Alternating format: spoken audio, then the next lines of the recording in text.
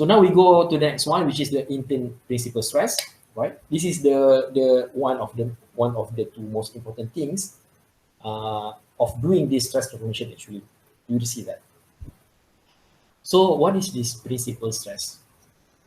Principal stress. Okay, why here in this chapter we call it as in-plane? Because you do 2D, right? So you have only two. In this case, you have two principal stresses, sigma 1 and sigma 2. Later on, we're going to see that. But if you do 3D, then basically you have three principal stresses, sigma 1, sigma 2, and sigma 3.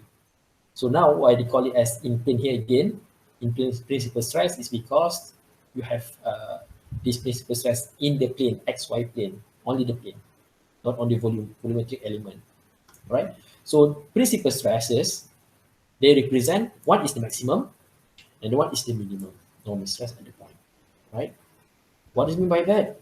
When you rotate this element to a certain angle, we call it as this one, theta P, okay, principal stress angle, you will reach your maximum and minimum normal stress. Okay, at this point, there is no shear stress.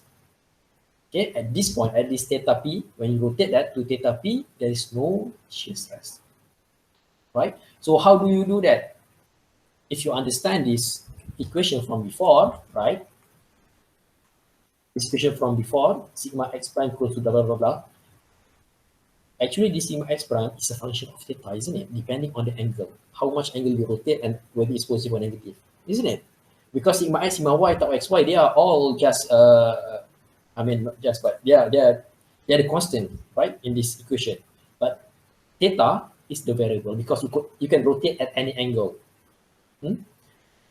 So what happened here is, what happened if you differentiate d sigma over d theta? And then you equate that to 0. You equate that to 0. So you will get your maximum and minimum values. All right? So this one. So you differentiate that with respect the normal stress with respect to theta, right? And then you equate that to 0. So you solve that one, then you will have this relation to find your principal angle. Yep. Now your theta will become the principal angle. Okay, because this shows that at this, when you rotate to this theta P, okay, now you reach the maximum. All right. I hope you understand this from calculus, right? And then you put this back, theta P here, then your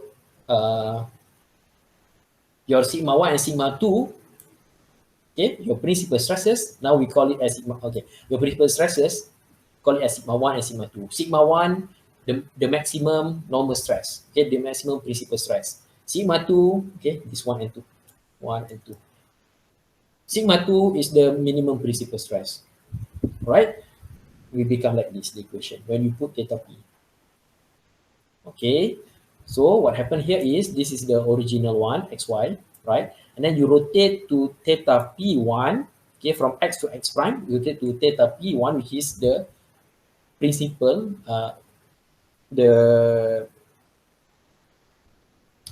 angle for principal stress, right? And then you will see you have your sigma 1 principal stress, okay, sigma 1.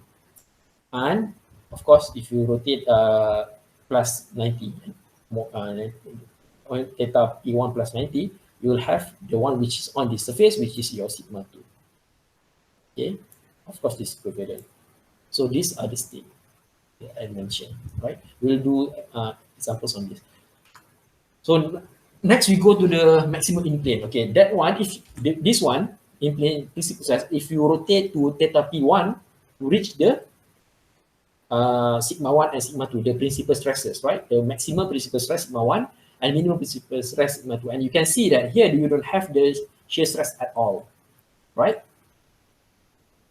Another rotation that is important is you rotate it to reach the state of maximum in plane shear stress. Shear stress, maximum. Shear stress, in plane. In plane again, xy, right? So in this case, like what you did for the theta over, the sigma over d theta, now you do for d tau over d theta.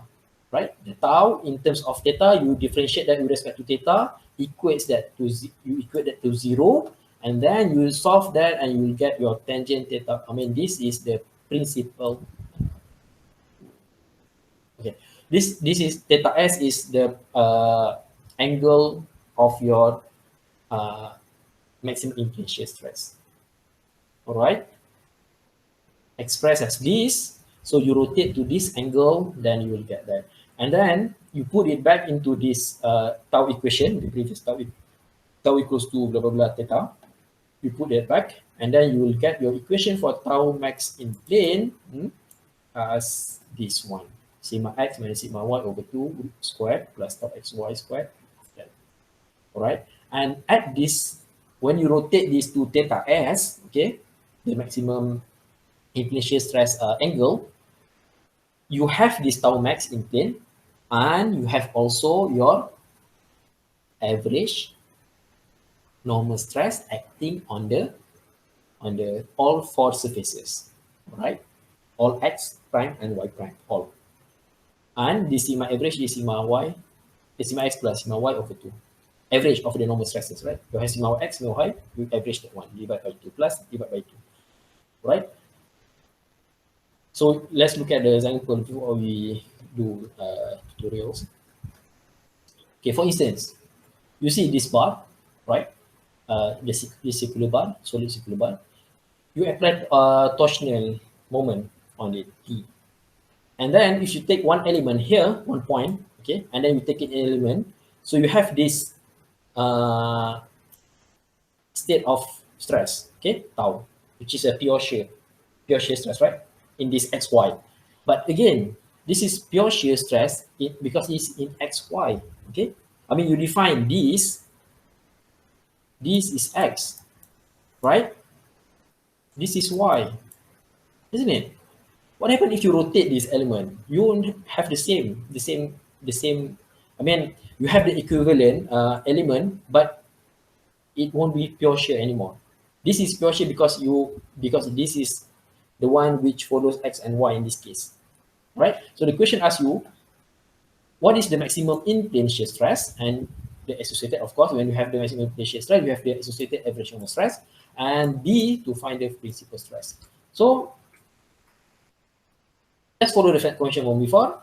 What is sigma x? 0. What is sigma y? 0. Why? You can see that there is no sigma x, okay? There is no sigma y, right? So 0. Tau xy is minus tau. Why minus? Look at the right-hand side. Can you see that the shear stress for that right side going down? So it is minus tau, okay? Minus tau xy. Okay, so maximum in plane shear stress, you can use the equation from before, right? Just put the equations and then you will see that is plus and minus tau, isn't it? While the sigma average is 0 because sigma x is 0, sigma y is 0 plus dem L and by 2 equals 0, right? So what happened here is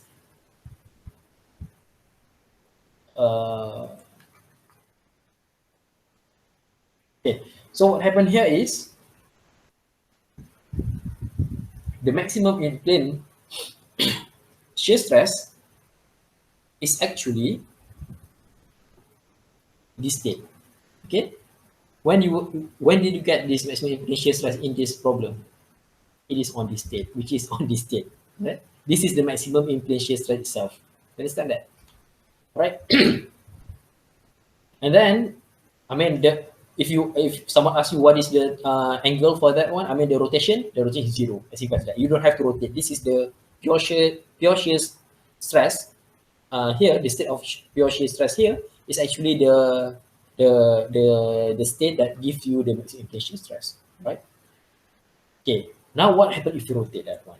You can find the principal stress from that, right? You use the equation from before, okay? And then you can see that actually the principal stress is 45-degree angle or minus 45. So actually, if either you rotate it clockwise, anti-clockwise 45, like this one, or you rotate it anti-clockwise minus 45, all right?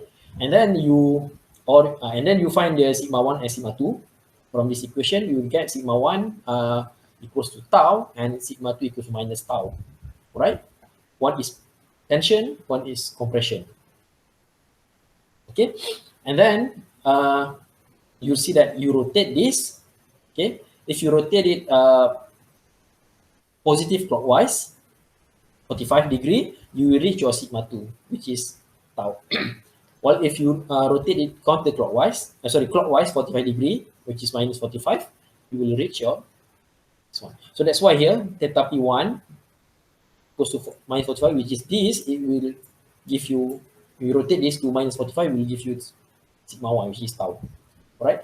If you rotate it 45 degree, which is tau, this the sigma 1 angle for sigma 1, then it will give you this angle, which is 45 degree. It will give you sigma 2 equals to positive tau. Okay.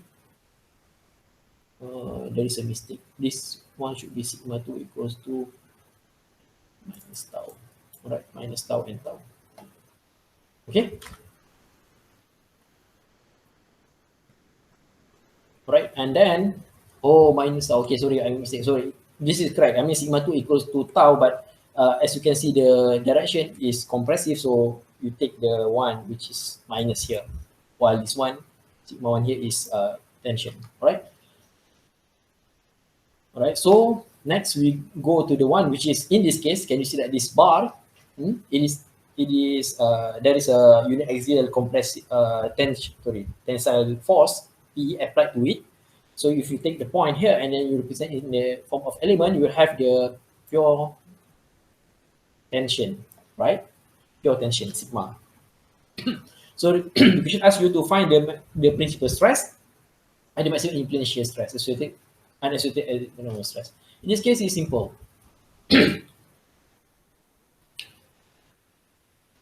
Sigma x is sigma, isn't it? Sigma y is 0. There is no sigma. Okay. X, y. Sorry, the x should be horizontal. Okay. Sigma is 0. Sigma is equal to sigma. Sigma y equals 0. Tau s y is 0. So if you want to find the principal stress, okay, you put into the equation, then you will see that sigma 1 equals to sigma 2. Sigma 2 equals to 0. As simple as that. I mean, this is what does it mean by that? Like what you have seen before for the pure shear. This is the so-called pure tension. Okay. This state itself is the principal stress sigma 1. Okay. So the theta p1 here is 0. You don't have to rotate. Right. While on the other hand, for maximum in plane shear stress, right? If you put into the equation, I mean, first you find the angle, right? You have to rotate 45 degree or minus 45 degree. And then you put into the equation again, sigma x, sigma y, and tau. So of course, sigma y is also zeros. You will see your tau max in plane as plus minus sigma over 2, which is half of the applied shear stress, right? I mean, sorry, internal shear stress. Internal normal stress, sigma. So, and of course, you can find your average to be same half of sigma, right? Half of the applied sigma. And then what you have to do is this one will be reached when you rotate it 45 degree anti-clockwise. You see, when you rotate it 45 degree anti-clockwise, you will reach this shear stress, right?